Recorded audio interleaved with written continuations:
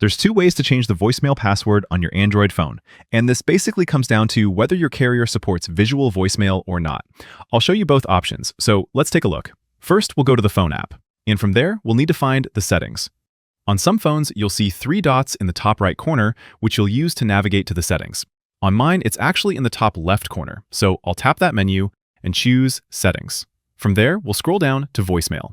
And if your carrier supports visual voicemail, you'll see an option here to change the PIN for your voicemail. If the PIN option is grayed out or missing, like it is on mine, it means your carrier requires us to do this through a different method, which is kind of the old school way of handling it. To do it the old school way, we'll first pull up the keypad and then press and hold number 1. That will call your carrier's voicemail inbox, where you can listen to messages, set your greeting, and basically manage your entire voicemail, including the password. Just listen to the menu. Each carrier has a slightly different menu, and look for personal options, administrative options, or security options.